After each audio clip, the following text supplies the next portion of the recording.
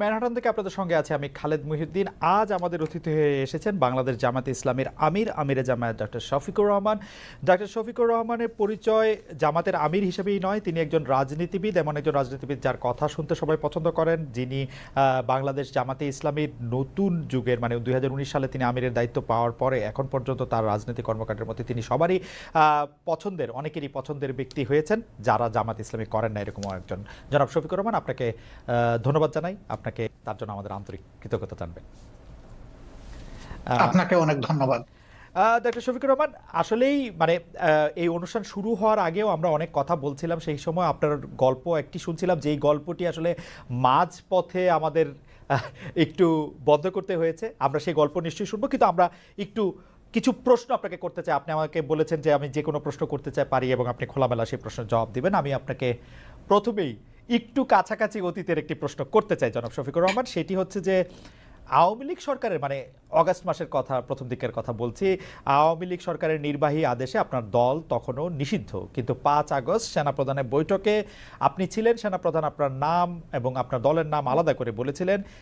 আমরা কি জানতে পারি সেনাবাহিনীর সাথে যোগাযোগ আপনার কবে থেকে শুরু হয়েছিল বা আপনাদের কবে থেকে শুরু হয়েছিল?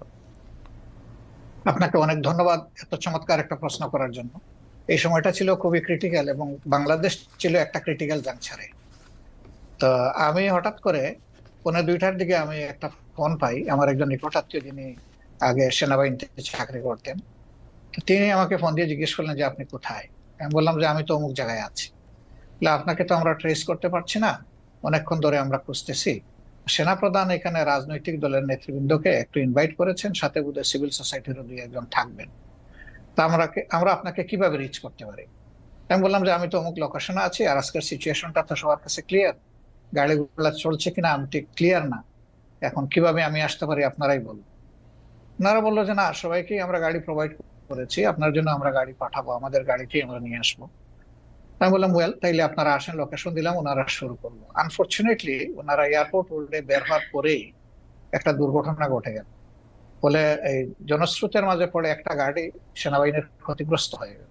এই অবস্থা দেখে তারা আবার ব্যাক করে চলে গেলেন ক্যান্টনমেন্টের ভিতরে গিয়ে আমাকে বললেন যে আমরা তো ফেল করেছি, এখন কি করা যায়, সবাই তো আপনার জন্য অপেক্ষা করছে, বাকি সবাই এসে গেছে। আমি জিজ্ঞেস করলাম কে কে এসেছেন। বললেন যে বিএনপি নেতৃবৃন্দ এসেছেন, জাতীয় পার্টির নেতৃবৃন্দ এসেছেন এবং আসিফ নজরুল সাহেব, অধ্যাপক আসিফ নজরুল সাহেব আছেন। আমি বললাম তাইলে আমি কি করতে পারি? ওনারা বললেন যে আমরাও তো কোনো সলিউশন পাচ্ছি না। আমি বললাম ওকে, আমি ট্রাই করি, আমি আপনাদের কচুক্ষেতের গেট দিয়ে একটু আসার চেষ্টা করি, দেখি কতদূর আমি সাকসেসফুল হতে পারি। তা আমি আমার একজন নিকটতম বন্ধুকে খবর দিলাম, উনি আসলো, উনি বললো যে আজকের দিনটা তো খুবই রিস্কি, আপনি এভাবে যাবেন কিনা। আমি বললাম যে দেখো, আমার জীবনের চেয়ে জাতির প্রয়োজনটা বেশি, যেহেতু সেনাপ্রধান অন্যান্যদেরকে ইনভাইট করেছেন, আমাদেরকেও ফিল করেছেন, তাকে অনার করা আমাদের দায়িত্ব। তো আলহামদুলিল্লাহ কিছু অসুবিধা হলে আমরা গিয়ে পৌঁছি।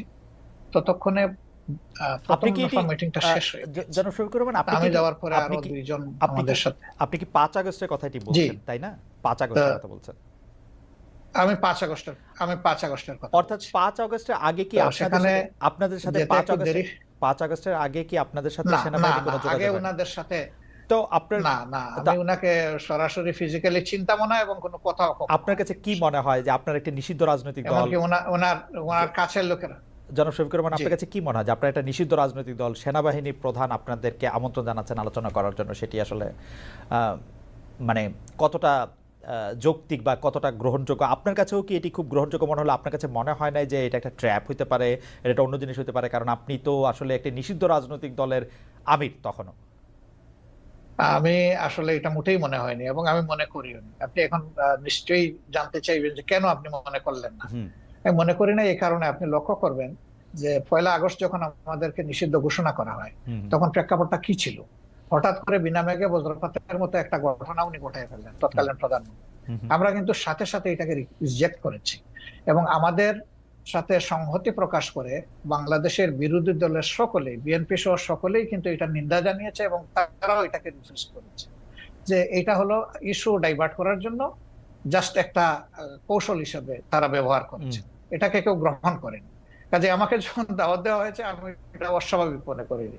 আমি মনে করেছি যে এটা জাতির প্রয়োজনে এবং আমাদের দলীয় একটা মানে কথা কি দৃষ্টিভঙ্গি থেকে জনাব সবই ঠিক আছে, এটা আমাদের রায়, জনাব আমি তাই রহমান মনে করে গিয়ে। জনাব রহমান, আপনার কাছে কি মনে হয় যে এই সরকারের সাথে আপনার একটা নিবিড় সম্পর্ক রয়েছে, বা অনেকে এটাও বলে থাকেন যে আন্দোলনটি হয়েছে আওয়ামী লীগ সরকারের বিরুদ্ধে, অবশ্যই আওয়ামী লীগ সরকার ফেসিস্ট একটি সরকার ছিল, যে সরকার 15 বছর ধরে মানুষের গণতান্ত্রিক অধিকার হরণ করে রেখেছিল, কিন্তু এই সরকারের বিরুদ্ধে যে আন্দোলন হয়েছিল সেই আন্দোলনে কি জামায়াত ইসলামের একটা বড় ভূমিকা ছিল?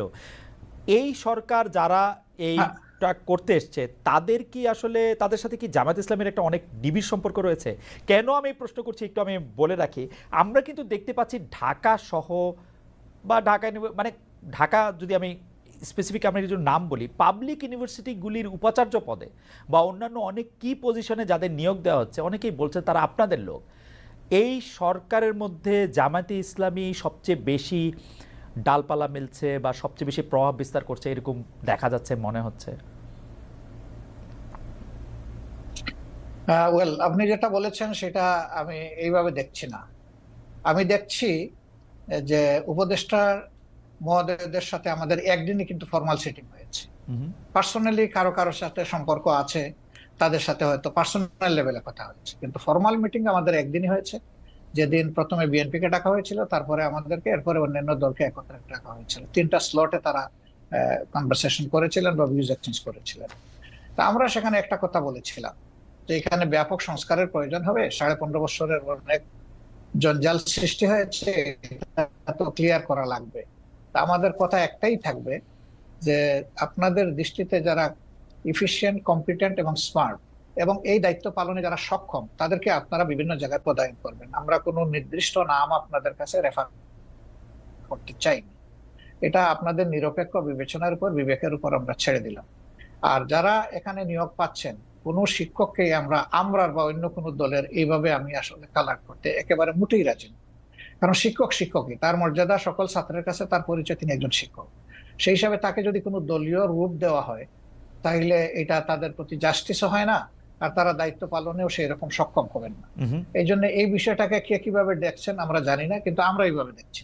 ওকে, আপনারা কি তাহলে শিক্ষককে আপনারা শিক্ষকই বলতে চাইছেন? আমি জাস্ট এক লাইনে জানতে চাইতেছি, আওয়ামী লীগও যাদেরকে নিয়োগ দিয়েছিল তারা তো শিক্ষকই ছিলেন, কিন্তু তাদের কিন্তু আমরা দেশব্যাপী রাষ্ট্রব্যাপী বিভিন্ন জায়গায় বিভিন্ন অমর্যাদা হতে দেখেছি, তাদেরকে পদত্যাগ করতে বাধ্য করা হয়েছে, তাদেরকে বিভিন্ন ধরনের লাঞ্ছনা বা গঞ্জনার মধ্যে দিয়ে যেতে হয়েছে। সেটা আপনি আসলে কিভাবে দেখেছেন?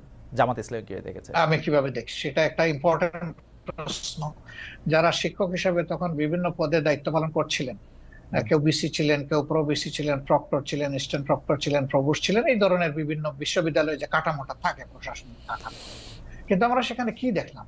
আমরা সেখানে দেখলাম যে বছরের পর বছর সেখানে একটা ছাত্র সংগঠন দাপিয়ে বেড়াচ্ছে, সবকিছুতে গণরুম সৃষ্টি করেছে, মানুষ পিটিয়ে মারছে, ঠান্ডার মধ্যে রেখে দিয়েছে ফেলে। সেখানে সে নিউমোনিয়া আক্রান্ত হয়ে একটা ছেলে ঢাকা বিশ্ববিদ্যালয়ের মারা গেল। তারপরে বুয়েটের আবরারের যে ঘটনা, অত্যন্ত নৃশংস ঘটনা। সেই ক্ষেত্রে আমরা কিন্তু শিক্ষকদের কাছে যা আশা করি সেই পারফরমেন্সটা তারা কিন্তু তখন করেন। কিন্তু তারপরেও আমি বলবো যে শিক্ষকের অমর্যাদা এটা কোনোভাবেই হওয়া উচিত নয়।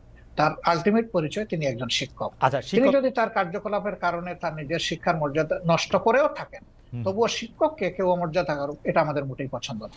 আচ্ছা, আমি একটু আবার অনেক বিষয় নিয়ে আপনার সাথে কথা বলতে হবে। আমরা অনেকে মানে আপনি এসেছেন বলে অনেকে আমাদের অনুষ্ঠান দেখছেন, সেজন্য আপনি আমার তাড়াহুড়াকে একটু ক্ষমা সুন্দর দৃষ্টিতে দেখবেন, কিন্তু অনেক বিষয় নিয়ে আপনাকে প্রশ্ন করতে হবে, অনেক বিষয় আমাদের জানার আছে। আমি একটু আপনার গঠনতন্ত্র থেকে, জামাত ইসলামের গঠনতন্ত্র থেকে একটু পড়ি। জামাত ইসলামের গঠনতন্ত্রের 6 বলছে যে কেবল আল্লাহ তাআলার বিধানকেই একমাত্র হিদায়াত হিসেবে মানিয়া লইবে এবং আল্লাহ তাআলার দেয়া শরীয়তের বিপরীত যাবতীয় নিয়মনীতি এবং পন্থা পদ্ধতিকে প্রত্যাখ্যান করিবে, মানে জামাত ইসলামের একজন সদস্য। তো আমরা যদি ধরে নেই জামায়াত ইসলামী একটা ইসলামী শরীয়তের বিপরীত নয় এমন একটা শাসন ব্যবস্থা বা এমন একটা রাষ্ট্র ব্যবস্থা কামনা করে বা আশা করে, তাহলে সেটা আসলে কার মডেল বা কোন পৃথিবীর আর কোন দেশের আদলে? মানে এটা কি পাকিস্তানের আদলে, এটা কি সৌদি আরবের আদলে, এটা কি ইরানের আদলে, এটা কিসের আদলে আসলে? আসলে দেখেন, আল্লাহ তাআলার বিধান হলো আল্লাহর সৃষ্টির জন্য। আল্লাহ তাআলা মানুষকে শুধু সৃষ্টি করে নাই, তিনি সমস্ত সৃষ্টির স্রষ্টা। সেই স্রষ্টার পক্ষ থেকে যে বিধানটা আসে সেটা হলো ব্যালেন্সড এবং সবার জন্য উপকারী। আল্লাহ তাআলার কোরআনের অ্যাড্রেস হচ্ছে ইয়া আইয়ুহান নাস, হে মানব জাতি।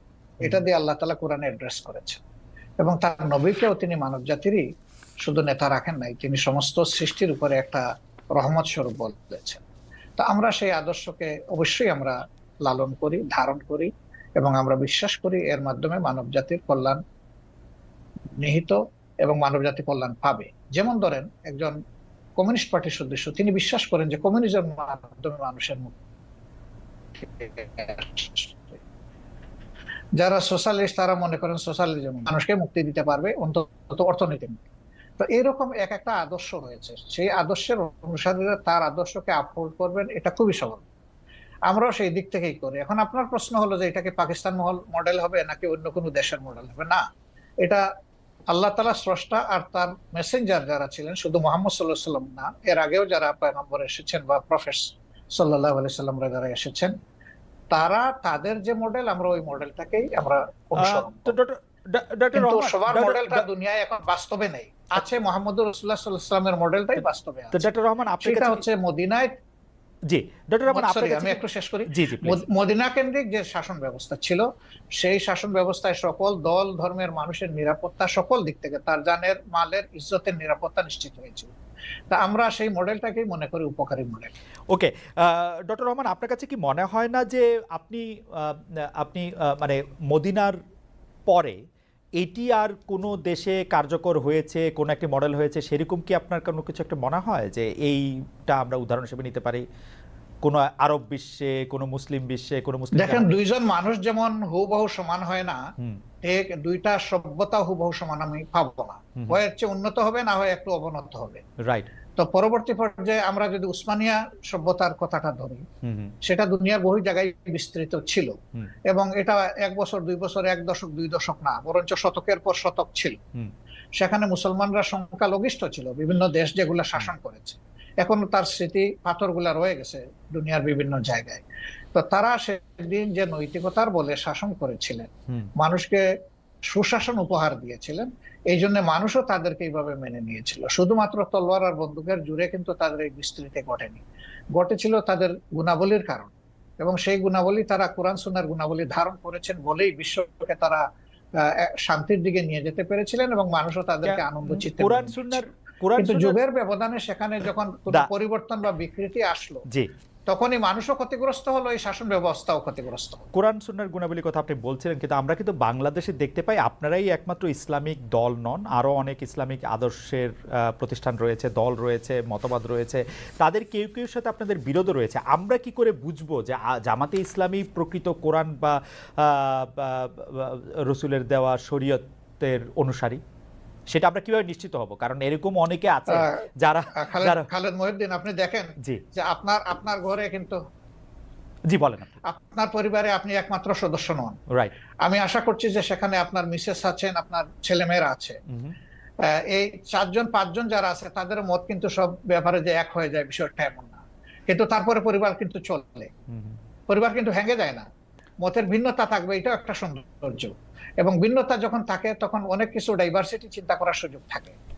আমাদের মধ্যেও সেই রকম ভিন্নতা আছে, এটা সকল ধর্মেই আছে, এই ভিন্নতা সকল ধর্মে আছে। আচ্ছা, এটাকে বড় কোনো ম্যাটার হিসাবে আমরা দেখি না। তবে যারা ট্রুলি মানে ইসলামের ফলোয়ার, তারা এক কোরআন মানেন, এক আল্লাহ মানেন, এক রসুল মানেন, এই 3 জায়গায় তাদের কোনো মানে দ্বিমত নাই। সুতরাং মতের মূল জায়গাটা ঠিক আছে, বাকি জায়গাগুলা খুঁটিনাটি একটু এদিক সেদিক হতেই পারে, এটা কোনো বড় ব্যাপার না। আচ্ছা, আমরা যদি এই প্রশ্নটা এইভাবে এখন আনি যে 5 আগস্টের পরে সংখ্যালঘু সম্প্রদায় আক্রান্ত হয়েছে, পরে মাদ্রাসার ছাত্রদের মন্দির পাহারা দিতে হয়েছে, সম্প্রতি আবার মাজার ভাঙার ঘটনা হচ্ছে, সম্প্রতি বলতে 1-2 সপ্তাহের মধ্যে মাজার ভাঙার ঘটনা ঘটেছে, দরবার আক্রমণ করা হচ্ছে তৌহিদি জনতার কথা বলে। এই তৌহিদি জনতার বিষয়ে জামায়াতের অবস্থান আসলে কি? দরবার, পীর, ওরস, মাহফিল, সুফিবাদ জামাতের একজন নেতা বা কর্মী ব্যক্তিগতভাবে এসব চর্চায় থাকতে পারে কিনা, অংশ নিতে পারবে কিনা? আমাদের দৃষ্টিভঙ্গি পরিষ্কার, এবং আমাদের দৃষ্টিভঙ্গি এটা নিজস্ব নয়, এটা কোরআনের দেওয়া দৃষ্টিভঙ্গি। সেটা হচ্ছে লা ইকরাহা ফিদ্দীন, দিনের ব্যাপারে কোনো বাড়াবাড়ি চলবে না। এখন কোনো মানুষের উপরে কারো আদর্শ চিন্তাধারা চাপায় দেওয়ার কোনো অবকাশ নেই। মানুষের মনোজগতে যখন পরিবর্তন আসবে, মানুষ যখন নির্দিষ্ট কোনো আদর্শকে ধারণ করবে, তখনই সেই আদর্শ কেবল বিজয় লাভ করতে পারে। এটি তার নৈতিক বিজয়, এটি তার প্রশাসনিক বিজয়, এবং এটি তার রাজনৈতিক বিজয়।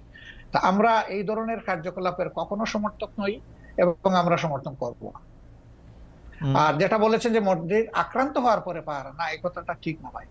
প্রথম 3 দিন কিন্তু বাংলাদেশে কোনো সরকার ছিল না। তা আমি মাঝে মাঝে বলতাম যে এখন প্রকৃত জনগণের সরকার চলতেছে। আমরা কিন্তু দ্বিতীয় দিন সকালবেলা থেকে সকল মন্দির পাহারা দেওয়া শুরু করি। মন্দির ঠিক, শুধু মন্দির পাহারা দিচ্ছেন, মন্দির পাহারা দিচ্ছেন আপনার, সেটি আমরা দেখছি। কিন্তু মাজার আক্রমণ সম্পর্কে বা মাজার ভেঙে ফেলা, তারপরে হচ্ছে দরবার আক্রমণ করা, সেগুলি সম্পর্কে, পীর ওরস মাহফিল, সেগুলি না, আমরা এগুলা জোর করে কোনো কিছু প্রয়োগ করা, এটা আমরা পছন্দ করি না, এবং কারোই কোনো ব্যাপারে আইন হাতে তুলে নেওয়াকে আমরা সমর্থন করি না। জনাব শফিকুর রহমান, আপনি কি জানেন যে জনাব শফিকুর রহমান আপনি কি জানেন কিছু মাজার দরবার এগুলিকে আক্রমণ করা হয়েছে?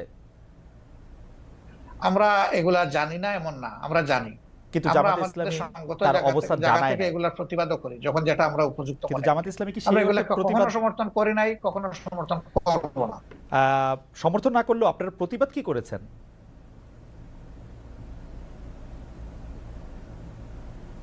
ডক্টর শফিকুর রহমান, আপনারা কি প্রতিবাদ করেছেন? হ্যাঁ, আমরা করি না, আমরা নীতিগত প্রতিবাদ করেছি। একদম আইটেম টু আইটেম যদি ধরেন সেরকম হয়তো আপনি পাবেন।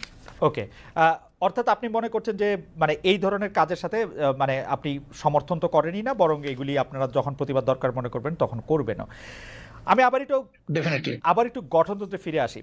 আপনাদের দলীয় গঠনতন্ত্র অনুযায়ী নিয়মতান্ত্রিক ও গণতান্ত্রিক অবস্থায় সরকার পরিবর্তনে আপনারা বিশ্বাসী। সমাজের সর্বস্তরে আল্লাহ ভীরু চরিত্রবান শতযোগ্য লোকের নেতৃত্ব কায়েমের চেষ্টা করার কথাও বলা আছে সেখানে।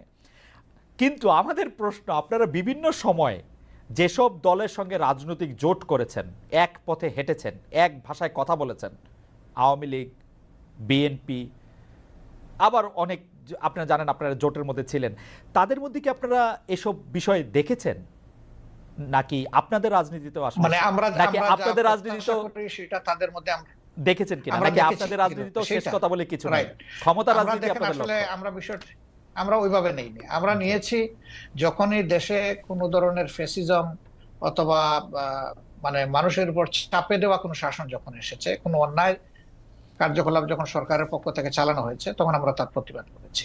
এবং প্রতিবাদ করতে গিয়ে একই সুরে যারা প্রতিবাদ করেছেন, সঙ্গত কারণে তাদের সাথে আমাদের মিশে গেছে বিষয়টা। এবং আমরা একটা জোটও করেছিলাম, 4 দলীয় জোট, যেটা পরবর্তী পর্যায়ে 20 দলীয় জোটে ক্রমান্বয়ে সময়ের ব্যবধানে রূপান্তরিত হয়েছিল। যদিও এখন আমাদের সেই রকম কোনো রাজনৈতিক জোটে আমরা নেই, বা অনেকেই নাই। যদিও ছোটখাটো 2-1টা জোট আছে, এটা অন্য ব্যাপার, কিন্তু 20 দলীয় জোট নাই, 4 দলীয় জোট নাই। তো জোটে আমরা গিয়েছি, এটা আমাদের রাজনৈতিক কৌশলগত ব্যাপার ছিল, কিন্তু আদর্শিক কোনো ঐক্য এটা ছিল না। যার যার এক একটা আদর্শ আছে, সে তার কর্মীদেরকে কিভাবে কোন মন মানসিকতা গড়ে তুলবে, এটা প্রত্যেকটা দলের নিজস্ব। এটা শুনতে যত ভালো, এটাকে আসলে অতটা বাস্তব। আপনি বলছেন আদর্শিক কোনো মতবাদ নয়, অথচ আমরা দেখছি আমিরে জামায়াতকে তৎকালীন আপনারা বিএনপির প্রধানমন্ত্রীর সাথে ক্যাবিনেটে বসছেন, সেক্রেটারি জেনারেল ক্যাবিনেটে বসছেন। তো যদি মতের মিল না থাকে, যদি আদর্শের মিল না থাকে, আপনারা ক্যাবিনেটে বসে একই সাথে দেশ শাসন করলেন 5 বছর, সেটি কিভাবে সম্ভব হলো? সেটা ছিল রাজনৈতিক অ্যারেঞ্জমেন্ট, এটা আদর্শিক অ্যারেঞ্জমেন্ট না। রাজনীতি আদর্শ থেকে বাইরে, ডক্টর রহমান, রাজনীতি আদর্শ থেকে বাইরে, 3টা মন্ত্রণালয় তারা সাফ করেছে। রাজনীতিকে আদর্শের বাইরে আমাদের যে স্লোগান, হ্যাঁ না, আমাদের যে স্লোগান, সেই স্লোগানটা হচ্ছে যে মানুষকে সুশাসন দিতে হলে অবশ্যই সৎ লোক লাগবে। তো তাদের এই জায়গাটায় দেখেন আপনি যে তারা আলহামদুলিল্লাহ 5 বছর সার্ভ করেছেন কান্ট্রিকে, 3টা মন্ত্রণালয় পর্যায়ক্রমে। কিন্তু তাদের ব্যাপারে কেউ কেউ বিভিন্ন অভিযোগ এনেছেন, অভিযোগ সত্য মিথ্যার এইদিকে আমি যাচ্ছি না, কিন্তু তাদের ইন্টিগ্রিটির ব্যাপারে, অনেস্টির ব্যাপারে এবং তাদের ইফিসিয়েন্সির ব্যাপারে কেউ কিন্তু কোনো প্রশ্ন তোলেনি। কারণ তারা এই আদর্শে লালন করে এই আদর্শে গড়ে উঠেছে। যে স্লোগান তারা দিতেন, তারা সেই স্লোগানের ছিলেন বাস্তব নমুনা। অন্যদেরকে তো ঘর আমরা ঠিক করে দিতে পারবো না, অন্যরা তাদের মতো করে তাদের যেভাবে পছন্দ করেছে সেইভাবে চলে। আজকে যদি এখন আপনি বলতে পারেন আজকে আওয়ামী লীগের সাথে আপনার আদর্শিক জোট না হলে আওয়ামী লীগের সাথে আপনার রাজনৈতিক জোট হতে পারে। আওয়ামী লীগের সাথে হবে কিনা এটা বলা কঠিন, কারণ যে আওয়ামী লীগ তার নিজের দেশের মানুষকে জনগণের কেনা অস্ত্র দিয়ে গুলি চালাইতে পারে এবং গণহত্যা করতে পারে, তাদের তো রাজনীতি করা তো বহু চিন্তা ভাবনার। তো পাকিস্তান আমলে তো পাকিস্তান আমলে 1971 সালে তো আমাদের পয়সা দিয়ে কেনা অস্ত্র দিয়ে বাঙালিদের মারা হলো, কিন্তু জামাত ইসলামী তো তার বিরোধিতা করে নাই। হ্যাঁ, তার বিরোধিতা করে নাই, করেছে, সেই প্রশ্নে আমি আজকে যাব না।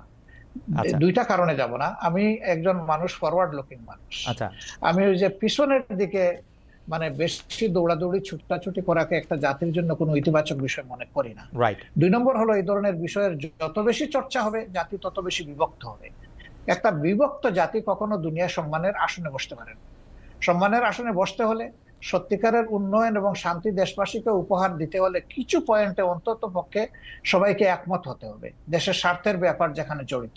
তা আমি ওই বিষয়ে যাচ্ছি না। দ্বিতীয়, আমি আরেক কারণে যাব না, যে তখন আমি এনাফ ম্যাচিউরড না, ওকে বয়সের দিক থেকে আমি বুদ্ধ না না, মানে রাজনীতিকে না অ্যানালাইসিস না করার কিন্তু শক্তি কিন্তু আমার ছিল না। কিন্তু ডক্টর আমি শফিকুর এই রহমান আঙ্গিনার কেউ ছিলাম ডক্টর শফিকুর রহমান মানে ওই আমলে মানে কিন্তু মেচিউরড না, মেচিউরড আমি অবস্থা আসতেছি, জি কথাটা আমাকে জি শেষ করতে জি দেন। জি কিন্তু এটা তো ঠিক যে লাখ লাখ মানুষ মারা গেছে, কয় লাখ মারা গেছে এই বিতর্কেও আমি যাব না। আমি হুম ওই বিতর্কও পছন্দ করি না। হুম একটা মানুষের যদি নিরীহ মানুষ অন্যায়ভাবে মারা যায়, সেটাও তো অন্যায়, সেটাও তো অপরাধ।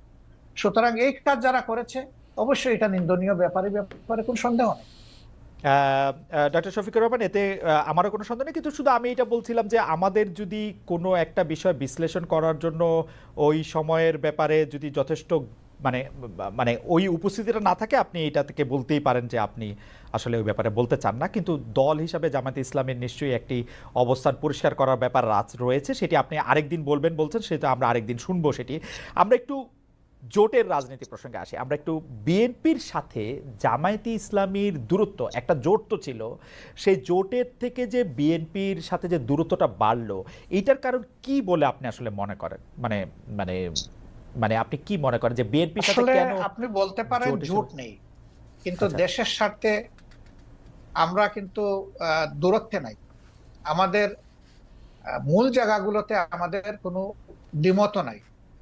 কিন্তু যেহেতু দল দুইটা পৃথক এবং আমাদের এখন কোনো জোট বিদ্যমান নাই, সেই কারণে যার যার অবস্থান থেকে যে যেটা সঠিক মনে করতেছেন বক্তব্যটা সেভাবেই রাখবেন, এটাই নেছাড়ে। এবং একজন দেশের আপনি সচেতন নাগরিক হিসেবে রাজনীতি যদি বাদও দেন, আপনার চোখের সামনে যদি কোনো ভালো কাজ হয় তাকে আপনার অ্যাপ্রিসিয়েট করা দরকার। আবার কেউ যদি কোনো মন্দ কাজ করে তাকে সংশোধনেরও আপনার চেষ্টা করা দরকার। তো দেশের স্বার্থে যদি আমি কথা বলি এবং আমাকে যদি কেউ ক্রিটিসাইজ করে, আমি এটাকে ওয়েলকাম। কারণ ক্রিটিসিজম না হলে পারফেকশন আসে না। আর মানুষ কেউ ভুলের ঊর্ধ্বে না।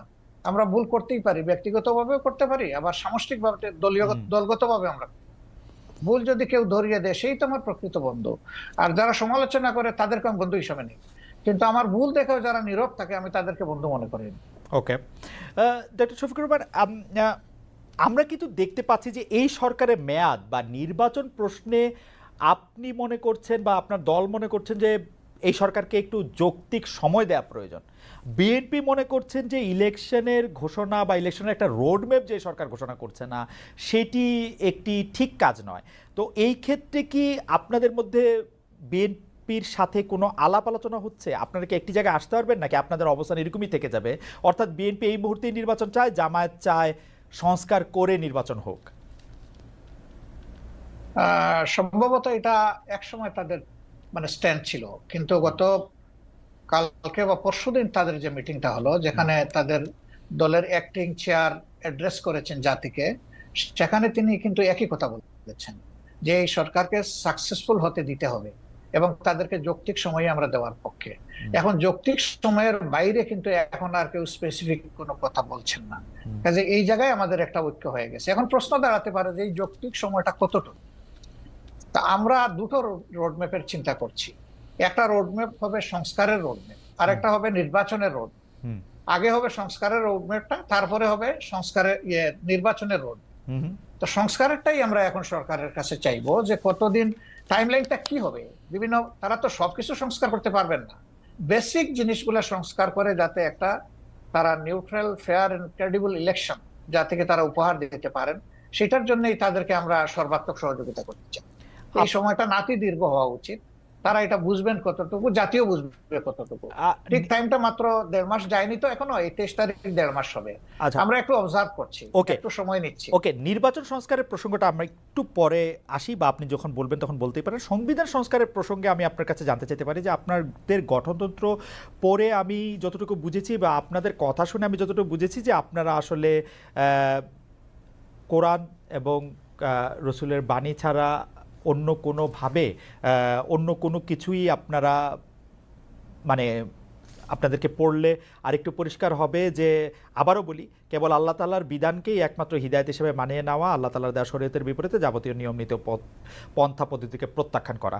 এখনকার যে গণতান্ত্রিক সিস্টেম, সংবিধানের সিস্টেম, সেটা তো অনেকটা ওয়েস্টার্ন ডেমোক্রেসি বা যেটাকে আমরা বলি যে ওয়েস্টমিনিস্টার ডেমোক্রেসি, সেইটার আদলে অনেকখানি করা। তো সেইটা কি আপনাদের সাথে সাংঘর্ষিক না? আপনারা যদি এটা পরিবর্তন করেন আপনাদের মতের সাথে আর কি, না, মোটেই না, মতে মোটেই না। এটা যদি আপনি পরিবর্তন আমরা করেন তাহলে কি আমাদের আপনাদের মতো আমি করে আগেই সংবিধান বলেছি যে পরিবর্তন হবে না কি? না, আমি আগেই বলেছি যে প্রত্যেকটা দলের এক একটা আদর্শ থাকবে, এটা খুবই স্বাভাবিক। একটা পলিটিক্যাল আইডিওলজি তার থাকবে, সবার আছে। সংবিধানটা কেমন যে হবে? যারটা ভেন্টিলেট করবে। Democracy itself not a ism, এটা একটা প্রসেস। আপনি ইজমে যাবেন, মানুষের কাছে আপনার প্রোডাক্ট আপনি ফ্লোট করবেন, আপনার বক্তব্য আপনি তুলে ধরবেন, আপনার আদর্শ আপনি তুলে ধরবেন। বেশিরভাগ জনগণ যখন আপনার আদর্শকে সাপোর্ট করবে, তখন স্বাভাবিক কারণেই বুঝতে হবে যে এই দেশের মানুষ এটাই চাচ্ছে, যে আদর্শ এটাই চাচ্ছে। ওকে, আমার আদর্শ যতদিন পর্যন্ত বেশিরভাগ মানুষ সাপোর্ট করবে না, আমাকে ধৈর্য ধরেই সেই পথে থাকতে হবে। ইসলামের ডেমোক্রেসির জায়গাটা কেমন? মানে ইসলাম কি, আপনি মদিনার কথা বলছিলেন, আমাদের রসুল সাল্লাল্লাহু আলাইহি ওয়াসাল্লাম বা তার পরে যেসব খলিফা অন্তত 4জন 5জন যেভাবে নির্বাচিত হয়েছিলেন বা যেভাবে ইয়েতে বসছিলেন, সেটি কি গণতান্ত্রিক উপায়ে নির্বাচিত হয়েছিলেন তারা? অবশ্যই, অবশ্যই। তারা তখন যারা মানে সমাজে মতামত দেওয়ার মতো সেই পর্যায়ের লোক ছিলেন, তাদের সকলকে নিয়ে তারা বসেছেন মসজিদে নববীতে অথবা অন্য কোনো জায়গায় বসে, তাদের অধিকাংশের মতের ভিত্তিতেই অ্যাপয়েন্টমেন্ট গুলো হয়েছে। আপনি তাই মনে করছেন? তাই মনে করছেন, এটাই ফ্যাক্ট, এটাই হিস্ট্রি। তারপরে যখন আব্বাসীয় উমাইয়া বা ওসমানিয়ারা দেখেন আমাদের দেশে, জি না সেটা তো আমি খেলাফতে নিচ্ছি না, আমি খেলাফতের যুগটা বলতেছি। এরপরে ধরেন যখন হলো, এই খলিফা যখন কেউ হয়ে গেলেন, তিনি কিন্তু অল ইন অল হইতে পারলেন না। এই ধরনের বহু ঘটনা আছে, আমি এখন কথা লম্বা হবে, সেই উদাহরণ আমি দিচ্ছি না, বহু ঘটনা। মানুষ সেখানে হাইলি ডেমোক্রেটিক রাইট এক্সারসাইজ করেছে, আলহামদুলিল্লাহ। আচ্ছা, এটা যদি আমি বাংলাদেশের ক্ষেত্রে এইটাকে একটু বলি, যে আপনাদের গঠনতন্ত্রে ইসলাম প্রচার, ইসলামের দাওয়াত, ব্যক্তি জীবনে ইসলাম চর্চার বিষয়টা নিয়ে বারবার বলা হয়েছে। এক্ষেত্রে বাংলাদেশের অমুসলিম নাগরিকদের জন্য বা যারা ইসলাম বিশ্বাস করবে না তাদের জন্য জামাতে ইসলামী রাজনীতি করার সুযোগটা আপনি কেমন দেখেন? আদৌ কোনো সুযোগ আছে কিনা? আমি পড়ছিলাম গঠনতন্ত্র, সেখানে আমি দেখতে পাচ্ছিলাম যে তারা সকল কিছু মেনে নিলে বড়জোর সহযোগী সদস্য হতে পারবেন। এটা বাংলাদেশের সংবিধানের সাথে সাংঘর্ষিক হবে না? বাংলাদেশের সংবিধান বলছে সবার জন্য অধিকার সমান হবে, কিন্তু আপনারা বলছেন যে মানে তারা আসলে একটা নির্দিষ্ট পর্যায় পর্যন্ত শুধু যেতে পারবে। এইটাকে আপনি একটু সাংঘর্ষিক মনে করেন? এটা আপনার একটা ভাইটাল কোয়েশ্চেন, অবশ্যই গুরুত্বপূর্ণ প্রশ্ন। দেখেন, আমরা তো কাউকে ইম্পোজ করব না, আমাদের আদর্শটা গ্রহণ করতে এবং দলে আসতে আমরা ইম্পোজ করব না, কিন্তু দলের দরজা তাদের জন্য বন্ধ করা যাবে, আমরা দরজা খোলা রেখেছি। প্রয়োজনে গঠনতন্ত্র তো আল্লাহর কোরআন না, কোরআনের আলোকে রচিত। কোরআন পরিবর্তন করা যায় না, কিন্তু গঠনতন্ত্র পরিবর্তন করা যায়। আমাদের গঠনতন্ত্রের দেখেন যে 22-23তম সংস্করণ পর্যন্ত হয়তো আছে, আপনি পাবেন। রাইট। তার মানে কি? তার মানে হলো আগের যে জিনিসটা আমরা মনে করেছি পরিবর্তন করা দরকার, মূলনীতি ঠিক রেখে যুগের চাহিদাকে অ্যাড্রেস করা দরকার, সেটা আমরা করেছি। হবে, সবগুলাই হবে, অ্যাকোমোডেশন হবে, কোনো সমস্যা হবে না ইনশাআল্লাহ। এই প্রসঙ্গে প্রশ্নটা করে ফেলি যে আমরা আপনাদের গঠনতন্ত্রে যেরকম পড়তে পারছি যে 33 ভাগ 2020 সালের মধ্যে নারী সদস্য সম্পৃক্ত হওয়ার কথা, সেটা হয়েছে কিনা? নারী নেতৃত্বের দিক বিবেচনা করলে নারীরা জামায়াতের কোন পদ পর্যন্ত যেতে পারবেন? এটি 1 নম্বর প্রশ্ন। 2 নম্বর প্রশ্ন হচ্ছে, জামাতের গঠনতন্ত্রে একটা বড় পরিবর্তন এসেছিল কিন্তু আসলে নির্বাচন কমিশনের নির্দেশে। আপনারা তখন এটা খুব খুশি মনে পরিবর্তন করেছেন, সেটা না, কিন্তু এটা করেছেন। এই প্রসঙ্গে আপনি একটু কি বলবেন? দুটি প্রশ্ন। আসলে আমরা যেটাই করি আমরা ডেমোক্রেটিক ওয়েতে করি, আলাপ আলোচনা করেই করেছি, আমরা একমত হয়ে করেছি।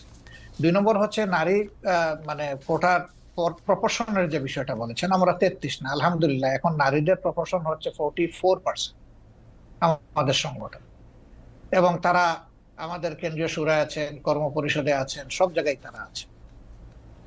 আচ্ছা, একটি গ্রহণযোগ্য নির্বাচন অন্তর্বর্তী সরকারে করতে হবে। একটি জনপ্রিয় প্রশ্ন এরকম যে আপনারা আওয়ামী লীগকে নির্বাচনে অংশ নিতে দেওয়ার পক্ষে নাকি বিপক্ষে? আওয়ামী লীগ আপনাদের কোনো রাজনৈতিক স্পেস না নিলেও আপনি আওয়ামী লীগের নাম উল্লেখ না করে কোনো ধরনের জুলুম না করার কথা ঘোষণা দিয়েছেন। অনেকে বলেছেন যে এই ঘোষণা না দেওয়ার কে আপনি? এই প্রসঙ্গেও যদি একটু আপনি বলেন। না, এই ঘোষণা দেওয়ার কে প্রশ্ন করেছে? জি। আসলে আমি আওয়ামী লীগের নাম নেই নাই, আর আওয়ামী লীগকেও আমি ইন্ডিকেট করি। হুম, শুধু আওয়ামী লীগ আমাদের উপরে জুলুম করে নাই, আরো অনেক পক্ষ আমাদের উপরে জুলুম করেছে। হুম, হুম, দল হিসাবে আমাদের উপরে যে জুলুমটা করা হয়েছে, যেমন ধরেন আমাদের নিবন্ধন কেড়ে নেওয়া হয়েছে, আমাদের প্রতীক কেড়ে নেওয়া হয়েছে, হুম, আমাদের অফিসগুলা সিলগালা করা হয়েছে, আমাদের শেষ পর্যন্ত তারা দিশাহারা হয়ে আমাদেরকে নিষিদ্ধ ঘোষণা করেছে। হুম, হুম, এই যে কাজগুলা দলের উপরে যে জুলুম করেছে, আমরা বলছি যে এটা প্রতিশোধ আমরা নেব। কারণ প্রতিশোধ প্রতিহিংসার জন্ম নেই, আর প্রতিশোধ যখনই নিতে যাব তখন আইন হাতে তুলে নেওয়া হয়। হুম, আমরা আইন হাতে তোলার নেওয়ার ব্যাপারে আমরা বিশ্বাসী না। কিন্তু সাথে সাথে এই কথাটা আমরা বলেছি যে ভিকটিম এবং ভিকটিম ফ্যামিলি যদি আইনের আশ্রয় নেয়, এটা তাদের রাইট ন্যায় বিচার পাওয়া, তাহলে আমরা তাদেরকে সর্বাত্মক সহযোগিতা করবো। আমরা স্ট্যান্ড থেকে সরিনি, আমাদের স্ট্যান্ড আছে। এখানে আওয়ামী লীগের নামও নেওয়া হয়নি, আওয়ামী লীগকে ইন্ডিকেটও করা হয়নি। এটা ছিল একটা সামগ্রিক বক্তব্য। আমার এই বক্তব্যটাকে টুইস্ট করা হয়েছে যে জামাতের আমির আওয়ামী লীগকে ক্ষমা করে দিয়েছেন এবং সাধারণ ক্ষমা ঘোষণা করেছেন। প্রথমটা তো নাই, দ্বিতীয়টা করার আমি কে? একটা রাষ্ট্রের সাধারণ ঘোষণা করার একমাত্র ব্যক্তি হচ্ছেন রাষ্ট্রপ্রধান, যিনি অর্থাৎ প্রেসিডেন্ট। তিনি হুম। ছাড়া প্রধানমন্ত্রী এটা পারে না, আর কেউই পারে না। আমি কে এটা করার? আমার তো কোনো অধিকার নাই। বরঞ্চ আমরা বারবার বলে আসছি যে যাদের উপরে জুলুম হয়েছে, যারা ক্ষতিগ্রস্ত হয়েছে, নিহত আহত গুম হয়েছে, তার সম্পদ হারা হয়েছে, চাকরি হারা হয়েছে, তারা অবশ্যই মামলা করবে এবং তাদেরকে আমরা সঙ্গত সহযোগিতা করব। আহ, আচ্ছা, এইটি অবশ্য আমাদের একটি প্রশ্ন, কারণ হচ্ছে যে পত্রপত্রিকা যেটি ছাপা হলো আওয়ামী লীগকে ক্ষমা করে দেওয়ার ঘোষণা জামায়াতের আমিরের, অনেকেই বলেছেন যে আপনি হয়তো খোলা মনে সাদা মনে সেই ক্ষমাটি ঘোষণা করতেই চেয়েছেন, কিন্তু পরে যখন আপনার দলের লোকেরা বা আপনি ফিরে গিয়ে চাপের মুখে সেটি আবার একটু বক্তব্য অন্যরকম করছেন, বিষয়টি কি ঠিক? মোটেই না, আমি মোটেই না। আমার বক্তব্য টুইস্ট করা হয়েছিল, সেটাকে আমি ক্লিয়ার করেছি। কোনো চাপও ছিল না আমার উপরে, হুম। এবং আমি এখানে কোনো হীনমন্যতায় ভুগিনি। আমি যা ভালো মনে করেছি, খোলা মনে সেটি বলেছি। আচ্ছা, আরেকটি প্রশ্ন আসতে চাই, সেটা হচ্ছে বৈষম্য বিরোধী যে ছাত্র আন্দোলনের যে রাজনৈতিক প্ল্যাটফর্ম, সেটি নিয়ে আমি সরি, একটু আপনাকে ইন্টারাপ্ট করব। জি, আপনি বলেছিলেন যে আওয়ামী লীগ নির্বাচনে আসুক, তারা রাজনীতি করুক, এটা আমি চাই। জি, আগে আওয়ামী লীগকে ডিসিশন নিতে হবে তারা আসলেই রাজনীতি করবে কিনা, তারা আসলেই রাজনীতি চায় কিনা। হুম, কারণ তারা যখনই ক্ষমতায় গিয়েছে তখন তো তারা রাজনীতির বাইরে চলে গেছে। হুম, প্রথম পিরিয়ডে শেখ মুজিব সাহেব জীবিত থাকা অবস্থায় তো তিনি বহুদলীয় গণতন্ত্রকে একদম শেষ করে দিয়ে একদলীয় বাকশাল হুম, কায়েম করেছে। আওয়ামী লীগ যখনই ক্ষমতায় এসেছে সেই জিনিসটাই এস্টাবলিশ করার চেষ্টা করেছে। হুম, এবারও তারা কিন্তু সে পথেই হাঁটছিল, এবং তাদের নেতারা বলতেন যে আমরা বাকশালের চেতনা অন্তরে ধারণ করি। হুম, সাংঘাতিক কথা। হুম, বাকশালের চেতনা যদি ধারণ করেন, তো আওয়ামী লীগের নামে রাজনীতি করেন কেন? হুম, তাহলে তো তাদের সাহস করে বাকশালের নামেই রাজনীতি করতেন, হুম, দেখতেন যে জনগণ তাদেরকে কিভাবে রিসিভ করে। সেটা তো তারা করেননি। ইন্টারেস্টিং। এই জন্য আওয়ামী লীগ আদৌ রাজনীতি করবে নাকি ফ্যাসিজম করবে, আগে আওয়ামী লীগ ডিসিশন নেয়। আচ্ছা, এই প্রসঙ্গে আমি একটু জানতে চাই, 96 সালে যখন বিএনপির বিরুদ্ধে আপনারা তত্ত্বাবধায়ক সরকার কায়েম করার জন্য আন্দোলন করছিলেন, তখন কি আওয়ামী লীগের সাথে আপনারা জূথবদ্ধ হয়ে রাজনীতি করেছিলেন? না, না, আমরা কোনো জোট গঠন করিনি। তবে মাঝে মধ্যে তাদের সাথে আমাদের যৌথ সভা হয়েছে, কিন্তু কোনো জোট আমরা করিনি। আর সেই ইস্যুটাও দেখেন, সেটা ছিল কেয়ারটেকারের ইস্যু। এটা না, ইস্যু ছিল যাই অধ্যাপক থাক, গোলাম ইস্যু আজম যাই সাহেবের থাক, দেওয়া একটা আগামীতে যদি আরো একটি মানে যৌক্তিক ইস্যু আপনাদের সামনে আসে, আপনারা আওয়ামী লীগকে সাথে নিয়ে এরকম করবেন কিনা? না, আমরা আওয়ামী লীগকে সাথে নেইনি। আওয়ামী লীগ আমাদের আপনাদের- ইস্যুতে এসে পরে শরিক হয়েছে, এবং শরিক হইতে গিয়ে তারা আমাদের ইস্যু হাইজ্যাক করতে চাইলেন। হুম, স্বয়ং শেখ হাসিনা বলে ফেললেন যে এটা তার মানুষ, মানে তার ব্রেইনের প্রোডাক্ট, হুম, ব্রেইন চাইল্ড এই কেয়ারটেকার সরকার। মানুষ হাসলো এইটা নিয়ে, যে এর 2 বছর আগে জামাত ইসলামের পক্ষ থেকে Abbas Ali Khan on behalf of professor Golam Azam, তিনি কিন্তু এই কেয়ারটেকারের ফর্মুলা জাতির সামনে উত্থাপন করেছিলেন একটা জনসভার মাধ্যমে। ওকে। আওয়ামী লীগ 2 বছর পরে এসে বলে যে এটা তাদের আবিষ্কার। আমরা হাসলাম। তা আওয়ামী লীগের এইরকম ক্রেডিট হাইজ্যাক করার আরো বহু ইতিহাস আছে, সেটা বলতে গেলে অনেক সময় লাগবে। আমরা দর্শকদের যে প্রশ্ন করেছিলাম সেটি আসলে আপনি এখন মিস ইন্টারপ্রিটেশন বলছেন, সেই মিস ইন্টারপ্রিটেশন থেকে আমরা দর্শকদের কাছে প্রশ্ন করেছিলাম যে আওয়ামী লীগ সরকারের জুলুম সম্প্রতি দল হিসাবে ক্ষমা করার ঘোষণা দিয়েছে বাংলাদেশ জামাতে ইসলামী, জামায়াতের অবস্থান সঠিক বলে মনে করেন কিনা? শতকরা 73% দর্শক মনে করছেন যে না, এটি সঠিক নয়। শতকরা 27% দর্শক মনে করছেন যে হ্যাঁ, কিন্তু এটি আপনার সঠিক। প্রশ্ন, আমি যদি বলি বিনয়ের সাথে যে আপনার প্রশ্নটাই তো সঠিক হয়। না, না, সেটি তো আমরা আপনার বক্তব্যে পরিষ্কার হলাম যে আমাদের প্রশ্ন সঠিক হয় নাই। জি, তবু জি। যেহেতু এখন যে তাদেরকে প্রশ্নটি করেছিলাম, আবার দেন একটু, দেখি তারা কি বলে। হ্যাঁ, না, ঠিক আছে, আমরা আবারও নিশ্চয়ই এটি আবার জানতে চাইবো যে আমরা আরেকটি এটি করব যে এটি আসলে জি, জি। এটি আসলে উনার বক্তব্য নয়, বা উনার বক্তব্যকে একটু মোচড় দেওয়া হয়েছে, যেটি ডক্টর শফিকুর রহমান একটু না, ভালোই ভালোই মোচড় দেওয়া হয়েছে, একটু না। কিন্তু এটি এটি সবাই দলবদ্ধভাবে এই মোচরটি কেন দিল বা দিতে পারলো বলে আপনার মনে হয় ডক্টর শফিকুর রহমান? আমাদেরকে সবাই খুব ভালোবাসে, তো এই জন্য আমাদের নিয়ে কসলাইতেও ভালোবাসে। আপনাদের সবাইকে ভালোবাসা, কসলাইতেও ভালোবাসা। আচ্ছা, এটি একটু জানতে চাইবো যে আপনার কাছে, যে বৈষম্য বিরোধী ছাত্র আন্দোলন রাজনৈতিক প্ল্যাটফর্ম জাতীয় নাগরিক কমিটি গঠন করেছে। আপনি জানেন যে সমন্বয়কেরা জেলায় জেলায় মত বিনিময় সভা করছেন, তারা রাজনৈতিক দল প্রতিষ্ঠার দিকেই যাচ্ছেন বলে মনে হচ্ছে। বিএনপি এর মধ্যে বিষয়টি স্পর্শ করেছে যে তারা এটি ভালোভাবে দেখছে না। আপনাদের দল কিভাবে দেখছে? আসলে তারা এখনো বলে নাই যে তারা দল গঠন, একবার বলেছিল 2 মাসের মাঝে একটা দল গঠন করবে। পরবর্তী পর্যায়ে তাদের সমন্বয়করা আবার বলেছে যে না, এরকম কোনো সিদ্ধান্ত আমরা নেইনি। আর নাগরিক কমিটি গঠনের ব্যাপারে তারা উদ্দেশ্য বলেছে যে আমরা এটা কোনো দল নয়, কোনো রাজনীতির প্ল্যাটফর্ম নয়, বরঞ্চ সরকারকে বিভিন্ন দিক থেকে আমরা একটা প্রেসার গ্রুপ হিসাবে কাজ করব, যাতে কোনো সরকার ডাইনিভাবে ডিবেট হতে না পারে। তারা যদি এতটুকুতে থাকে তাইলে আমার কোনো মন্তব্য নাই। আপনি যদিও বলেছেন, কিন্তু আপনাকে পেলাম বলে প্রশ্ন করেই রাখি, বাংলাদেশের জাতীয় সঙ্গীত নিয়ে আপনার অবস্থান কি, বা আপনি কি মনে করেন, কি মনে করছেন থাকা উচিত? একেবারেই স্পষ্ট। জি, আপনার এই সময় একটা প্রশ্ন এসেছে বলে নিশ্চয়ই আপনি প্রশ্ন করছেন। জি, আমরা সাথে সাথেই কিন্তু আমাদের পক্ষ থেকে এটা ক্লারিফাই করেছি এবং আশা করি আপনি সেটা জানেন। আচ্ছা, আপনি যদি দর্শকদের উদ্দেশ্যে আবার একটু বলে দিতেন, দর্শকদের অনেকে এই প্রশ্ন না, করছেন। আমরা যেটা বলেছি যে একজন সাবেক সেনা অফিসার, ঊর্ধ্বতন সেনা অফিসার, তিনি 8 বছর তিনি আয়নাগরে ছিলেন, মুসলিম ছিলেন।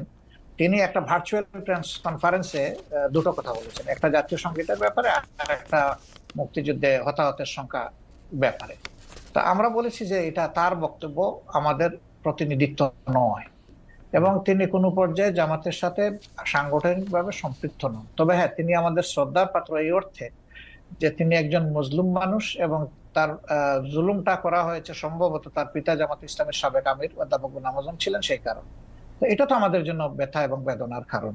এটা আমি না শুধু, এটা গোটা জাতির অনেকেই তার ব্যাপারে সমবেতি বা ইয়ে করে, কিন্তু আমরা এটা পরিষ্কার করেছি যে তার বক্তব্য জামাত ইসলামের বক্তব্য নয়।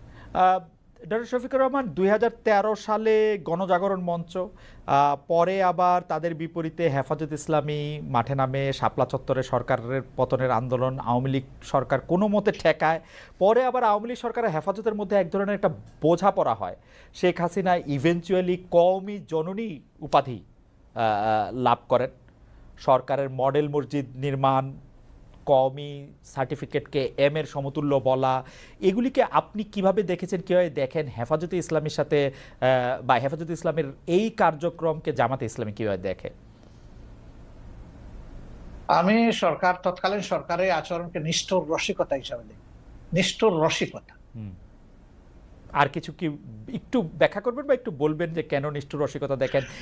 তারা একদিকে সরকারের আচরণকে একদিকে যেমন তাদেরকে আমি একটু প্রশ্নটা রিকগনিশন দিয়েছেন, জি, তাদের একজন কওমি জননী বানিয়েছেন শেখ হাসিনাকে, এটা সমস্ত কওমি অঙ্গনের লোকদের বক্তব্য না। এবং যে মিটিং এ এই সরওয়ার্দী উদ্যানে এটা করা হয়েছে, সেখানে কিন্তু দেশের খ্যাতনামা প্রবীণ আলিমরা বলতে গেলে জানি নাই। তারা বহু চেষ্টা করা হয়েছে, চাপ দেওয়া হয়েছে, তারা সেখানে অংশগ্রহণ করেন নাই। সেটা যারা করেছেন অতি উচ্ছ্বাসে অথবা ব্যক্তিগত কোনো স্বার্থ হাসিলের জন্য এই সমস্ত কাণ্ড কারখানা করেছেন। এটার সাথে আসলে কওমি অঙ্গনের কোনো সম্পর্ক তেমন ছিলই না। 2 নম্বর হচ্ছে, আপনি দেখেন যে তাদেরকে 22 সালের একটা ঘটনার পরে যেভাবে হাজার হাজার আলেমকে জেলে নেওয়া হলো এবং অত্যন্ত নিষ্ঠুর আচরণ তাদের সাথে করা হলো, বছরের পর বছর রাখা হলো, প্রবীণ আলিমদেরকে তাদের পায়ে বেড়ি পরানো হলো, হাতে হ্যান্ডকাপ লাগানো হলো, কোর্টে টানা এসা করে এইভাবে এক জেল থেকে আরেক জেলে এই অবস্থায় নেওয়া হলো। এটাকে কি বলবো, আপনি কি বলবেন, আমি কি বলবো? এটাকে নিষ্ঠুর রসিকতা না? হেফাজতে ইসলামীকে আপনি কি বলবেন? দাওয়াত দিয়ে হেফাজতে ইসলামীকে আপনি কি বলবেন? কওমি সার্টিফিকেটকে প্রচন্ড তারা চাপের মুখে ছিলেন। তারা যে সার্টিফিকেটটা পেয়েছেন এটা তো কোনো দয়ার দান নয়। তারা ওই দেশের মানুষ, তাদের একটা শিক্ষা ব্যবস্থা আছে, তারাও মানুষ গড়ার কারিগর। আপনারা যখন তাদের মানে মাদ্রাসাগুলো মানুষকে ভালো মানুষ উপহার দিচ্ছে, আপনারা যখন তারা মেইন স্ট্রিমে থাকবে না কেন? আপনারা যখন রাষ্ট্রীয় ক্ষমতা ছিলেন তখন দেন নাই কেন? তখন এই দাবিটা ছিল এবং অনেকটা ম্যাচিউরড পর্যায়ে ছিল। এই সরকার 15.5 বছর সময় নিয়েছে, যেভাবেই হোক। আমাদের সরকারটা তো মাত্র 5 বছরের জন্য ছিল, এটা সময় পেলে অবশ্যই তাদের এই দাবি পূরণ হবে। আচ্ছা, বামধারার রাজনীতিবিদরা, ইন্টারেস্টিং, বা বুদ্ধিজীবীরা অনেক সময় ডক্টর ইউনূসকে এনজিও বিদেশি মডেলের বাংলাদেশে এটি করতে চায়, এটি অনেক সময় বলে থাকেন। আবার ধর্মভিত্তিক অনেক রাজনৈতিক দল ওয়াজের সময় ক্ষুদ্র ঋণ জড়িয়ে ডক্টর ইউনূসের সমালোচনা করে থাকেন। শেখ হাসিনার মতো এরকম প্রায়, আমি যেটাকে বলি যে প্রায় অভব্য অশ্লীল ভাষায় সুদখোর বা এরকম না বললেও ওয়াজের সময় এগুলি নিয়ে অনেক কথাবার্তা বলে থাকে। জামায়াতে ইসলামী আসলে ক্ষুদ্র ঋণ, তারপরে হচ্ছে যে এইরকম একটি ব্যাংক ব্যবস্থা বা এনজিওর কাজকর্মকে কিভাবে দেখে, কিরকম করে দেখে? আচ্ছা দেখেন, উনি কি শুধু সুদী ব্যবস্থা ব্যাংক পরিচালনা করেন? বাংলাদেশে আর কোনো ব্যাংক নাই এরকম? না, এটা তো রাষ্ট্রীয় প্রত্যেকটা ডক্টর শফিকুর রহমান, আপনি তো রাষ্ট্রীয় অসাধারণ প্রত্যেকটা বিতর্কে, ব্যাংকে কিন্তু কনভেনশনালি এটা তো চলে। সফিস্টদের মতো হলো, সেই প্রশ্নের বিপক্ষে ব্যাংকের প্রশ্ন। লোকরা, জি, সেই ব্যাংকে যারা সার্ভিস হোল্ডার এবং যারা ডিরেক্টর, তারা যদি মেইন স্ট্রিম রাজনীতি করার অধিকার রাখেন, ইউনূস সাহেবের সমস্যাটা কোথায়? আমি তো সমস্যার কথা বলছি না, আমি বলছি এটা তো জামায়াতে ভিন্ন ইসলামীর কিছু না। অবস্থানটা কি। আমার কোনো সমস্যা নাই, আমি তো আর আমার সবচেয়ে পছন্দের লোক ডক্টর মোহাম্মদ ইউনূস। ফতোয়াবাজি, আমরা আসলে যে কোনো ধরনের ফতোয়াবাজির পক্ষে আমরা না। হ্যাঁ, আচ্ছা, মানুষ ভুল করবে, আপনি তার পজিটিভ ক্রিটিসিজম করেন, তাকে সংশোধন করার চেষ্টা করেন, তাকে ভালোভাবে বলেন। আপনি যে ফিলিংসটা আপনি ক্যারি করেন, সেই ফিলিংসটা তাকে পার্সু করেন। কিন্তু তাই বলে আপনি তির্যক ভাষায় তাকে কিছু বলবেন, এটা তো আসলে মানায় না। আচ্ছা, সাবেক প্রধানমন্ত্রী শেখ হাসিনা এখন ভারতে রয়েছেন। আমি বারবার বলি, আমি পার্সোনালি মনে করি বাংলাদেশে যত দুর্বৃত্তপনা রয়েছে সব কিছুর জন্যই আসলে শেখ হাসিনার সাজা হতে পারে, শাস্তি হতে পারে, বিচার হতে পারে। কিন্তু মোদী সরকারের সঙ্গে আমরা দেখতে পাচ্ছি যে ডক্টর ইউনূস সরকারের সম্পর্কে ঘনিষ্ঠতা নেই যতটা ছিল হচ্ছে শেখ হাসিনা সরকারের সঙ্গে তার ঘনিষ্ঠতা।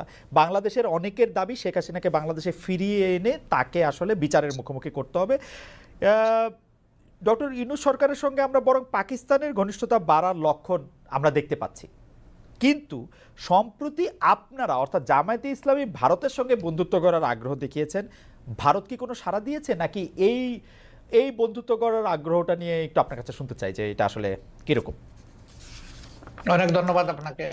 বাংলাদেশের সংবিধানে আপনি আইন নম্বরের একজন মানুষ ছিলেন এবং আপনার ভালো করে জানা আছে, আমাদের সংবিধানে পরিষ্কার লেখা আছে যে বিশ্বের সবগুলা শান্তিকামী গণতান্ত্রিক দেশের সাথে আমাদের বন্ধুত্বপূর্ণ সম্পর্ক থাকবে। এটা শুধু ভারতকে আলাদাভাবে বলা হয়নি, কিন্তু ভারত আমাদের নিকটতম প্রতিবেশী, বৃহৎ প্রতিবেশী। আমি তাদের সাইজ সংখ্যার দিক থেকে বলছি না, আমাদের সাথে তাদের বর্ডার তা সবচেয়ে বেশি।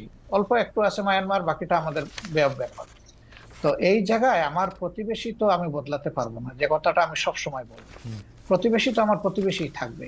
প্রতিবেশী যদি শান্তিতে থাকে, আমিও শান্তিতে থাকবো। আমি যদি অশান্তিতে পড়ে যাই, আমার প্রতিবেশীও শান্তিতে থাকতে পারবে না।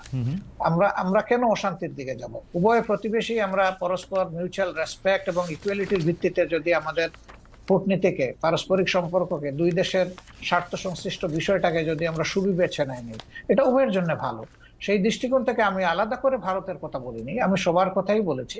এবং যেহেতু তারা আমাদের নিকটতম প্রতিবেশী, সেই কারণে আমরা প্রতিবেশীর সাথে তাদের পক্ষ থেকে, আমাদের পক্ষ থেকে, দুই দিক থেকেই সুপ্রতিবেশী সুলভ আচরণটা আমরা পছন্দ করি, দেখতে চাই।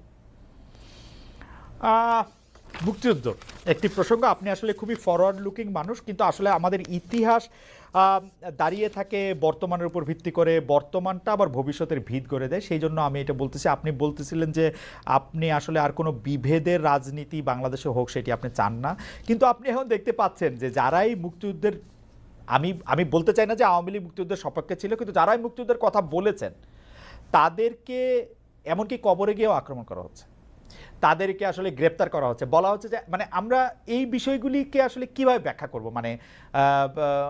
মানে যেহেতু তারা আওয়ামী লীগ সরকারের পক্ষে ছিল, বা মুক্তিযুদ্ধ তো আওয়ামী লীগ সরকারের একলান না, কিন্তু তারা আসলে বিভিন্ন ধরনের এইসবের সম্মুখীন হচ্ছেন।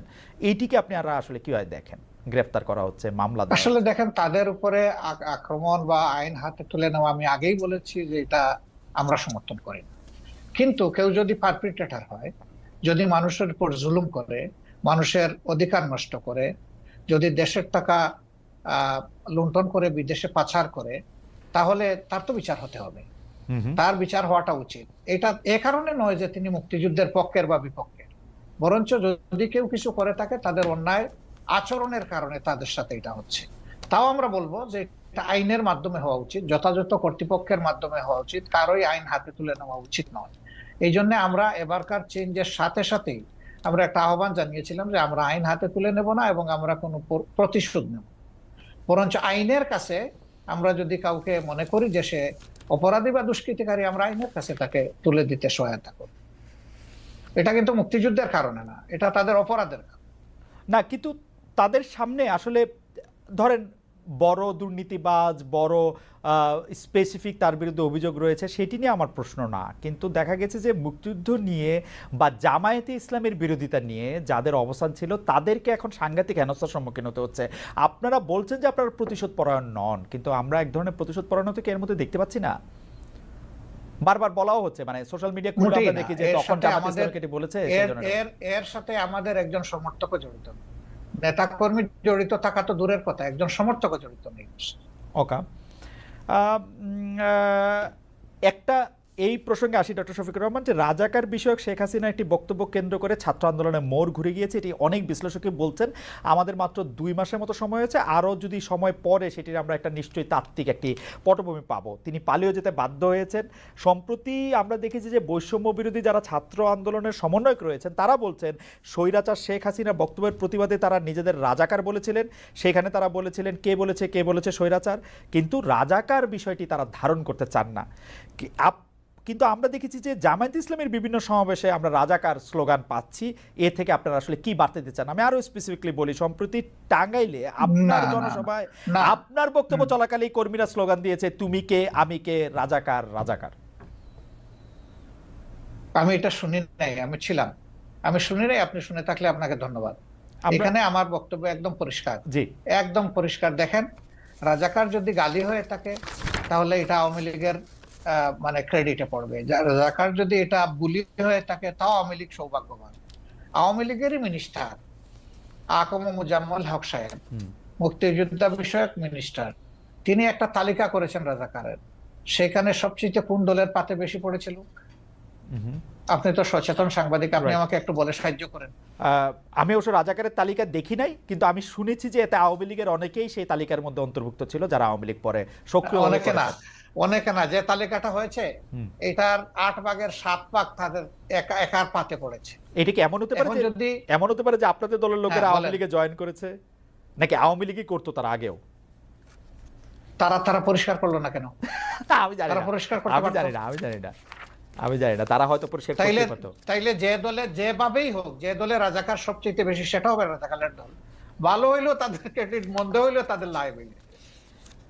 কিন্তু আপনার দলের মধ্যে থেকে একটা একটা একটা আছে না ডাক্তার শফিকুর রহমান, আপনি আপনার রাজনৈতিক মতবাদ, রাজনৈতিক আদর্শ, আপনি যেভাবে চলছেন, যেভাবে বলছেন, তার বিপরীত আদর্শেরও অনেক কিছু কি আমরা আসলে দেখতে পাচ্ছি, যেটা অনেক সময় আপনার কাছে আমি জানি না কাম্য মনে হচ্ছে না। যেমন ধরেন ঢাকা বিশ্ববিদ্যালয়ে বহিরাগত বলে সম্প্রতি একটি ছেলেকে পিটিয়ে মারা হলো, বা তাকে চোর বলে এটি বলে জাহাঙ্গীরনগর বিশ্ববিদ্যালয়ে তো একজনকে মারা হলো, বলা হলো যে সে আসলে ছাত্রলীগের কর্মী বা নেতা। এই বিষয়গুলিকে আসলে আপনারা কিভাবে দেখছেন? মানে এটি কেন হচ্ছে বলে আপনার মনে হয়? আমরা মোটেই ভালোভাবে দেখি না। এটা যারাই করুক, এটা তারা সঠিক করে নাই। তাদেরকে আইনের আওতায় আনা উচিত, চিহ্নিত করে এরা কারা। এই বৈষম্য বিরোধী ছাত্ররা জাহাঙ্গীরনগর বিশ্ববিদ্যালয়ে নিজেরা মিছিল করে দাবি জানিয়েছে যে এরকম যারা আছে তাদেরকে আইনের আওতায়, আমি তাদের সাথে একমত, তাদেরকে আইনের আওতায় আনা উচিত। যেই করুক, আমি করলে আমাকেও নেব, আপনার কাছে কি এই সরকারকে একটু দুর্বল সরকার মনে হচ্ছে? মানে এই দাবি জানাতে হচ্ছে কেন? একটা মিসক্রিয়েন্ট ঘটবে, সরকার গ্রেফতার করবে বা করবে না, সেটা তো একটা স্বাভাবিক ঘটনা হওয়া উচিত। এই সরকার কি একটু মানে আপনার কাছে কি মনে হয় যে আপনি একটা রাজনৈতিক নেতা হিসাবে এই সরকার কি একটু দুর্বলতা দেখাচ্ছে, নাকি সরকার সময় নিচ্ছে? কি মনে হয় আপনার? আপনি যেটা বলেছেন যে দাবি কেন জানাতে হবে, সরকারের মেশিনারি তো অটোমেটিক্যালি এটা ফাংশন করবে, এটা হওয়া উচিত। কিন্তু দাবিকেই প্রথম, আগে নির্বাচিত বা পলিটিক্যাল গভর্নমেন্ট যারা ছিলেন তাদের কাছে বিভিন্ন দাবি মানুষ উত্থাপন করে না এই সমস্ত বিষয়, তাহলে এটাকে আমি আলাদাভাবে দেখবো কেন? এটা দেখার কোনো কারণ নাই। কিন্তু সামগ্রিকভাবে যদি আপনি বলেন, যেহেতু তারা কোনো রাজনৈতিক দল দ্বারা গঠিত বা জোট দ্বারা গঠিত সরকার নন, এবং যেহেতু 15.5 বছরের অনেক জঞ্জাল জমা হয়েছে, তাদেরকে সেই জঞ্জাল সরাতে গিয়ে তো অবশ্যই তাদেরকে এক্সট্রা এফোর্ট দিতে হয়েছে। এখানে দুর্বলতার কোনো ব্যাপার আমি দেখছি না, বরঞ্চ তারা আস্তে আস্তে ফাংশনিং হচ্ছেন এবং সামনের দিকে তারা আগাচ্ছেন। কিন্তু জনগণের প্রত্যাশা, আমারও প্রত্যাশা এর চেয়েও বেশি। অনেকেই তাদের কাছে। অনেকেই বলছেন যে জামায়াতের, আমি যেই প্রশ্ন দিয়ে শুরু করেছিলাম সেই প্রশ্নের প্রসঙ্গ ধরে আমি আসলে শেষ করতে চাই। অনেকেই বলছেন যে জামাতে ইসলামীর যারা কোর সাপোর্টার তারা আসলে নিয়োগ পাচ্ছেন খুবই খুবই খুবই খুবই খুবই যেগুলিকে বলে কি পয়েন্টগুলিতে, এবং ভবিষ্যতে বাংলাদেশের চেহারাটা কেমন হবে সেটি হয়তো জামায়াতে ইসলামী ঠিক করে দিতে চাচ্ছে বা ঠিক করছে। আপনার কাছেও কি সেরকম মনে হয় যে আপনারা একটা বড় ছক খাচ্ছেন, যেই ছকের মধ্যে আসলে বাংলাদেশের সাহিত্য, সংস্কৃতি, শিল্প, রাজনীতি এটি বা অর্থনৈতিক কাঠামোটিও একটি রূপ পায় এবং সেটি জামায়াতের মতো করে একটি ছক কি? না, আমি আমি এইভাবে দেখছি না, বরঞ্চ আমি দেখছি যে জনগণ হিসাবে যেই কম্পিটেন্ট হোক তার আসল জায়গায় যাওয়া উচিত। যদি একজন মানুষের পটেনশিয়াল থাকা অবস্থায় রাষ্ট্রকে সার্ভিস দিতে না পারে, তাকে যদি ডিপ্রাইভ করা হয়, তাইলে এই ডিপ্রাইভ লোকটা যে দলের যে ধর্মেরই হোক না কেন, তার প্রাপ্যটা তাকে দেওয়া উচিত। এতে দুটো লাভ, সে তার প্রাপ্য পেল আর রাষ্ট্র একজন কোয়ালিটি মানুষের সার্ভিস পেল। এই দিক থেকে যদি একই দল থেকে মানে কোয়ালিফাই করে, সে ফর এক্সাম্পল মনে করেন যে গণ অধিকার পরিষদ, তাদের দল থেকেও যদি কোয়ালিফাইড মানুষ চলে আসে, আমার এখানে তো আপত্তি থাকার কথা না। ওকে ওকে, এইটা একদম শেষ প্রশ্ন করি ডক্টর শফিকুর রহমান, সেটা হচ্ছে জামায়াতের নির্বাচনী স্ট্র্যাটেজি নিয়ে নিশ্চয়ই আপনারা ভাবছেন। এটা নিশ্চয়ই অনেকখানি গোপনও রয়েছে, এই মুহূর্তে হয়তো আপনারা রিভিলও করবেন না, কিন্তু আমি আপনার কাছে শুধু জানতে চাই যে জামায়াত কি এইবার জোটবদ্ধভাবে নির্বাচন করবে, একক নির্বাচন করবে? জামায়াত যদি এককভাবে নির্বাচন করে তাহলে জামায়াত কি চাইবে যে বিএনপির পাশাপাশি একটি তৃতীয় দল যারা আবার একটু এন্টি বিএনপি তারা থাকুক, তারা একটু মারামারি করুক, তাতে একটু ভোটের সুবিধা হোক, এই তৃতীয় দল হিসেবে জামায়াত কি চাইবে তাহলে আওয়ামী লীগ নির্বাচনে আসুক? মানে আমরা এভাবে ইনফারেন্স টানতে পারি কিনা? না না, আমি তো আগেই বলেছি যে আওয়ামী লীগ কিভাবে রাজনীতি করবে আগে তারা ঠিক করবে। যারা একটা গণহত্যা ঘটিয়েছে, এখনো তাজা রক্ত ভাসতেছে, এখনো হাজার হাজার ছাত্র ছাত্রী, যুবক, শ্রমিক এখনো আহত হয়ে কাতরাচ্ছে হাসপাতালের বেডে, তারা কিভাবে নির্বাচন করার চিন্তা করবে? তারা জনগণের বিপক্ষে দাঁড়িয়ে কার ভোটে তারা নির্বাচিত হবে? তারা তো জনগণের বিপক্ষেই দাঁড়িয়েছে। আগে তো এই জায়গাটা তাদের সেটেল করতে হবে। তারা এখন কিভাবে নির্বাচন করবে এটা তো আমার বুঝে আসে না। আর আমরা তাদেরকে প্রমোট করবো, এলাও করবো, প্রশ্নই উঠে না। কারণ এই 15.5 বছরের সবচেয়ে নির্যাতিত, বড় নির্যাতিত দলের নাম হচ্ছে বাংলাদেশ জামাত ইসলামী।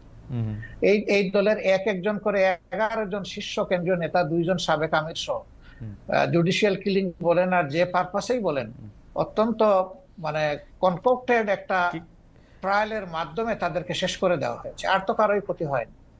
কিন্তু 2 নম্বর হচ্ছে আমাদের সবগুলা অফিস ছিল সিলগালা করা। কিন্তু 3 নম্বর হচ্ছে যে আমরাই একমাত্র সৌভাগ্যবান বা দুর্ভাগ্যবান দল যাদের উপর ঝাল মিটাইতে গিয়ে আমাদের নেতাকর্মীদের বাড়ি বোল্ডোজার দিয়ে ভাঙা হয়েছে। এটা কিন্তু আর কারো বাড়িতে যায়নি। 4 নম্বর হচ্ছে যে এই আন্দোলনের সবচেয়ে ওয়ার্স্ট ভিকটিম আমরা, যে শেষ মুহূর্তে এসে 1 তারিখ আগস্টের 1 তারিখ আমাদেরকে নিষিদ্ধই ঘোষণা করে দিল। এরকম একটা দল কিভাবে চাইবে যে দলটা এত সন্ত্রাস, এত ফেসিজম চালাইলো, তারাই আবার এসে জনগণের এখানে স্পেস নোক? আমরা তো এটা চাইতে পারি না, মরালি চাইতে পারি। ডক্টর শফিকুর রহমান, আপনার কাছে কি মনে হয় না আপনি যেই জায়গা থেকে আওয়ামী লীগের কথা বলছিলেন, নির্যাতনের কথা বা অন্য ইয়ার কথা, সেই ক্ষেত্রে সেই রাগ জামাতে ইসলামীর বা সেই ক্ষোভ বা সেই হতাশা জামাতে ইসলামীর অন্য রাজনৈতিক দলের উপর থাকতে পারে, বিশেষ করে বিএনপির ক্ষেত্রে যখন আপনাদের উপর এই রকম যেটাকে আপনি নির্যাতন বলছেন সেটি চলছিল, বিএনপি তো সেই অর্থে প্রতিবাদ জানায় নাই। আপনাদের কি রাগ বিএনপির উপর আছে তাহলে? একটু না, আমাদের কোনো রাগ নাই, প্রত্যাশা ছিল। সব প্রত্যাশা সবসময় পূরণ হয় না, এই জন্য মাইন্ড করতে নাই। আর আপনি রাজনীতি অনেক বড় পরিসরের বিষয়। পারিবারিক, ব্যক্তিগত অথবা আপনার পেশাগত জীবনেও আপনার সব প্রত্যাশা চাইলেই আপনার পূরণ হবে না। এই জন্য অনেক সময় ধৈর্য ধরার প্রয়োজন। আর এই ক্ষেত্রে মন যত বড় করা যাবে ততই লাভ, লস নাই। ডক্টর শফিকুর রহমান, আপনাকে অনেক ধন্যবাদ। অনেক দর্শক আজকে আপনার এই অনুষ্ঠান দেখেছেন, 31,000-এর বেশি দর্শক আসলে লাইভ ছিলেন আপনার এই অনুষ্ঠান দেখার ক্ষেত্রে। অনেক প্রশ্ন তারা পাঠিয়েছেন, সব প্রশ্ন আমি আসলে নাম তো বলতেই পারিনি, কিছু প্রশ্ন হয়তো আপনাকে করতে পেরেছি, কিন্তু আসলে একটি অসাধারণ অভিজ্ঞতা। আপনাকে অনেক ধরনের প্রশ্ন করা গেছে, আপনি সাবলীলভাবে আপনার জায়গা থেকে আপনি এগুলো উত্তর দিয়েছেন। আমাদের অনেক ধন্যবাদ জানবেন, কারণ আমার কাছে মনে হয় দর্শকরা যদি এই অনুষ্ঠানটি আবারও দেখেন তাহলে দেখবেন যে এমন কোনো প্রশ্ন নাই যে প্রশ্ন আসলে ডক্টর শফিকুর রহমান উত্তর দেন নাই। তিনি তার প্ল্যাটফর্ম থেকে তিনি উত্তর দিয়েছেন। আপনি আমার মানে এটা রিপিটেড, এটা কয়বার বললাম আমি জানি না, আরো কয়েকবার বলতে চাই। আপনাকে অনেক অনেক ধন্যবাদ এবং আমাদের কৃতজ্ঞতা। এবং আপনাকে অনেক ধন্যবাদ, এবং আপনার এই আমাদের এই জেনারেশনের দ্বিতীয় স্বাধীনতার বাংলাদেশে আপনাকে স্বাগতম জানানোর জন্য আমরা অপেক্ষমান। কারণ যুদ্ধ কিন্তু আপনিও করেছেন স্বৈরাচারের বিরুদ্ধে। না, আমি আমি আমি আমি আপনার আপনাকে আবারও ধন্যবাদ জানিয়ে এবং দর্শকদের ধন্যবাদ জানিয়ে আজকের অনুষ্ঠান আমি শেষ করতে চাই। আমরা নিশ্চয়ই দর্শকরা দেখবেন, এই অনুষ্ঠানটির মধ্যে অনেকগুলি প্রশ্নের জবাব ডক্টর শফিকুর রহমান দিয়েছেন, জামাতের রাজনীতি থেকে শুরু করে জামাত ৭১ সাল সম্পর্কে কিভাবে অন্যান্য সব কিছু বিষয়ে আসলে কথা বলতে চেষ্টা করেছেন। আগামী সপ্তাহে আমরা আবারও আসবো আপনাদের সামনে, হয়তো নতুন কোনো অতিথি নিয়ে। সে পর্যন্ত আপনাদের সবাইকে অনেক অনেক ধন্যবাদ।